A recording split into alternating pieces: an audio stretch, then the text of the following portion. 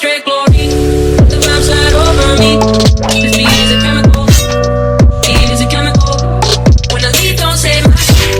I'll be back when it's all complete. A moment is medical. Moment is medical. Living on straight glory. Hey there guys, I'm Zach Thaymore and welcome to another command block tutorial. Today I'm going to be showing you guys how you can create your very own warp items using command blocks. And these are the things you're going to need. You're going to need a command block, an item of your choice. I've chosen lime dye, and an anvil. And if you don't know how to give yourself a command block, it's this simple. All you need to do is open chat and type /give at @s_command_block. And the next thing we need to do before we start placing these command blocks down is create a scoreboard for all of this to work. So we're going to open our chat again and type /scoreboard. Objectives, add. Now I'm going to call this scoreboard warp. Like this. And of course, dummy, and press enter. Now that we've got that set up, we can place down our command blocks. We're going to need 4 in total. I'm going to go ahead and place them right here. 1, 2, and 3, and 4. Just like so. We need this first one here to be on a repeat, always active. And these 3 are all going to be chained. So I'm going to change them now.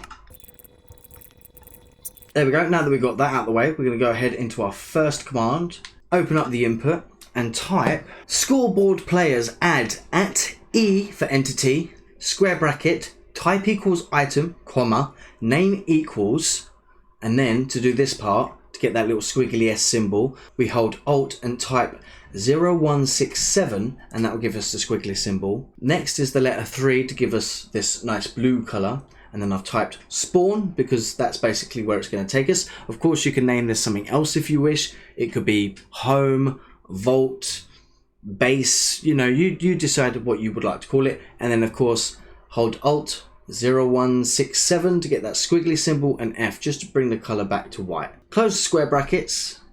Warp, which is our dummy name, the scoreboard dummy that is, 1. So what this is doing on every tick is adding the score of 1 to an item that we've dropped called spawn. In our next command, we want to go into the input and we want to type this. Also, when typing in these commands, you do have to make sure that experimental gameplay is activated. So this is a command. I'm going to put it in the description below. I'm not going to explain exactly what this all is, but make sure to pause if you need to, and if not, copy and paste it from the description. But basically, this is executing with the warp score of 1 and the item name spawn to tell the player that it is warping the player to spawn. And that's that command. In our next command, we are going to want to type this. Execute @entity. Now, this part is basically the exact same, except we are changing warp equals to 20. So this is basically 20 ticks later, or basically an exact second.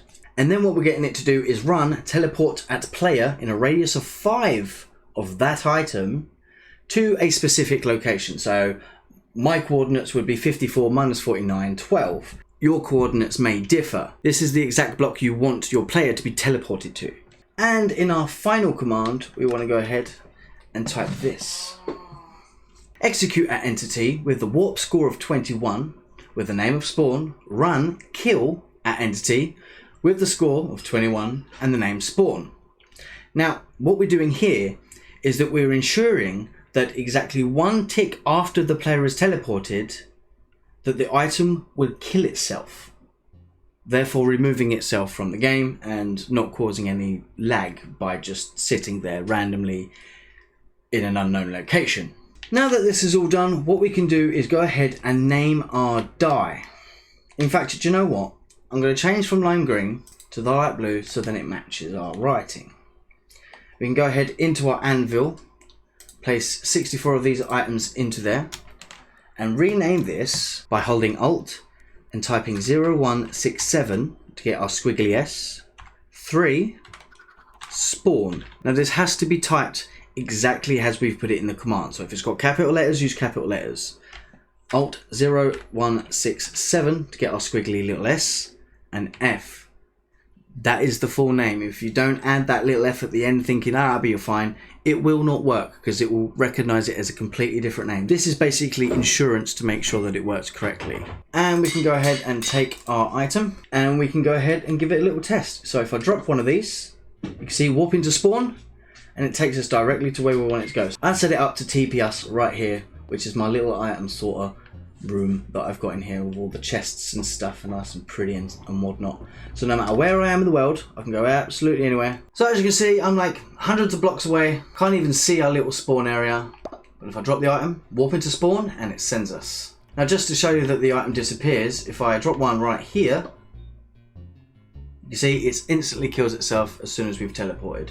And that's that, everyone. You can go ahead and create yourself a duplicating chest with command blocks and put these items inside, so then you can always get them and whatever else. And yeah, make sure that if you want to go ahead and join our Discord, the code's right here below me. And of course, if you like the video, make sure that you leave a like.